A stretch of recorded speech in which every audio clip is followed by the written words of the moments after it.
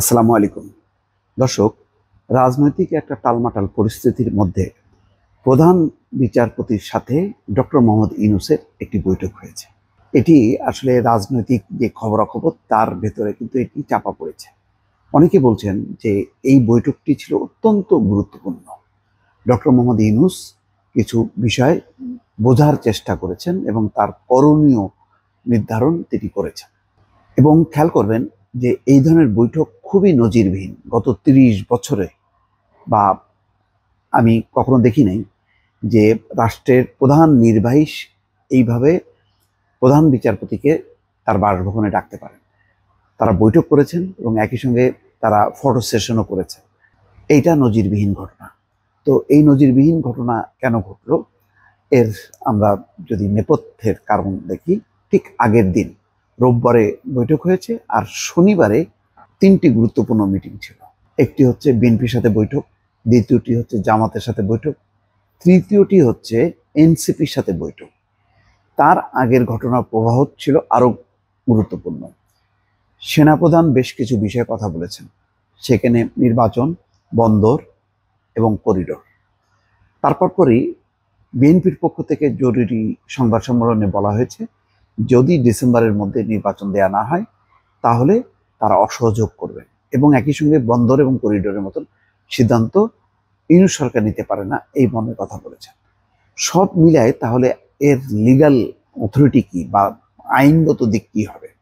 Doctor Mohammad ইউনূসের টনক নড়েছে, যেহেতু সেই সরকার অর্থাৎ ডক্টর মোহাম্মদ ইউনূসের সরকার গুরুত্বপূর্ণ বিষয়ে সিদ্ধান্ত নিতে পারেন না।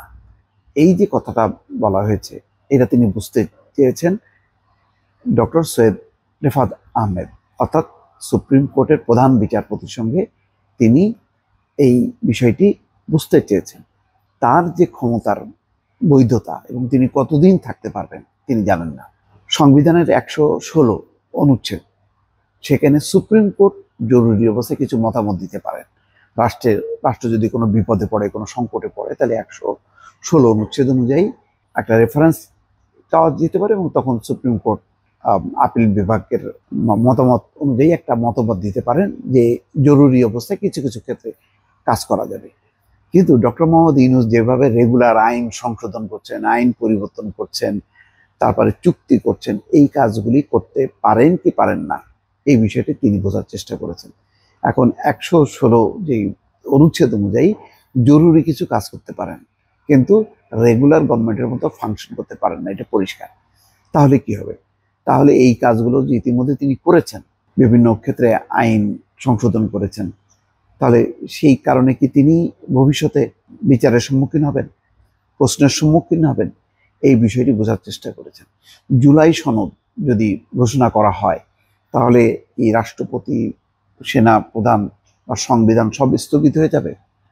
এটা কি করতে পারেন কি পারেন না, এই বিষয়টি নিয়ে জানার চেষ্টা করেছেন সুপ্রিম কোর্টের প্রধান বিচারপতি ডক্টর সৈয়দ রেফাত আহমেদের কাছে। আমার যেটি ধারণা, রেফাত আহমেদ পরিষ্কারভাবে বলেছেন যে না, আপনি সেটা পারেন না। আপনি জরুরি কিছু কাজ শেষ করতে পারেন, অর্থাৎ আপনি নির্বাচনটা করতে পারেন, কন্ডাক্ট করতে পারেন, এর বেশি সম্ভবত তিনি পারেন না। খেয়াল করবেন যে এই বৈঠকের কিন্তু উপস্থিত ছিলেন আইন উপদেষ্টা আসিফ নজরুল, অর্থাৎ আসিফ নজরুলও বোঝার চেষ্টা করেছেন অথবা ধারণা দেওয়ার চেষ্টা করেছেন যে ডক্টর মোহাম্মদ ইউনূস কতদূর যেতে পারে, কতদূর যেতে পারে না। একটা পারসেপশন আছে যে এটা বিপ্লবী সরকার, এটা অভ্যুত্থানের সরকার, এখানে কোনো আইন কানুনের ব্যাপার নাই, এখানে ফুল অথরিটি আছে। যেমন শফিকুল আলম, প্রেস অ্যাডভাইজার বা প্রেস সচিব ডক্টর মোহাম্মদ ইউনূসের, তিনি বলছেন যে এই সরকার সব কিছু করতে পারে। সব কিছু করতে পারে এটা কিসের আলোকে, কোন আইনে? বলছেন যে সব কিছু করতে পারে, কিন্তু আসলে যে সব কিছু করতে পারে না তারও যে একটা জবাবদিহিতা আছে, তারও যে একটা বাধ্যবাধকতা আছে, তারও যে একটা সীমাবদ্ধতা আছে, এটা সম্ভবত সুপ্রিম কোর্টের প্রধান বিচারপতি, বাংলাদেশের প্রধান বিচারপতি ডক্টর মোহাম্মদ ইউনূসকে পরিষ্কার করে বলেছেন। এবং ফলে তিনি যে আর্গুমেন্টটা দেবেন, এই যে সেনা প্রধানের পক্ষ থেকে বলা হচ্ছে, রাজনৈতিক দলগুলোর পক্ষ থেকে বলা হচ্ছে যে আপনি এটা করতে পারবেন, ওটা করতে পারবেন না, এই ব্যাপারে তিনি যুক্তি খোঁজার চেষ্টা করছেন। সম্ভবত তিনি আর কোনো যুক্তি পাননি। আরও উল্লেখযোগ্য বিষয়, এই বৈঠকের পর প্রধান বিচারপতি রেফাত আহমেদ একা ডক্টর আসিফ নজরুলকে বাদ দিয়ে, আইন উপদেষ্টাকে বাদ দিয়ে, তিনি গিয়েছিলেন রাষ্ট্রপতি মোহাম্মদ শাহাবুদ্দিন চুপ্পুর সঙ্গে বৈঠক করতে। তাদের মধ্যেও কি কথা হয়েছে সেটা প্রকাশিত হয়নি, জানা যায়নি। ফলে বোঝা যাচ্ছে যে একটা খুবই গুরুত্বপূর্ণ একটা ট্রানজিশনাল পিরিয়ড অতিক্রম করছে। ডক্টর মোহাম্মদ ইউনূস প্রধান বিচারপতির কাছ থেকে যেই কথা শুনেছেন বা জেনেছেন, এইটি সম্ভবত জাপান থেকে ফেরার পরে একটা ঘোষণা তিনি হয়তো দেবেন। যদি তিনি মনে করেন যে ইতিমধ্যে তার অনেকগুলো কাজের আইনি এবং সাংবিধানিক প্রশ্ন তিনি সম্মুখীন হবেন, তিনি আর এটা দীর্ঘায়িত করবেন না।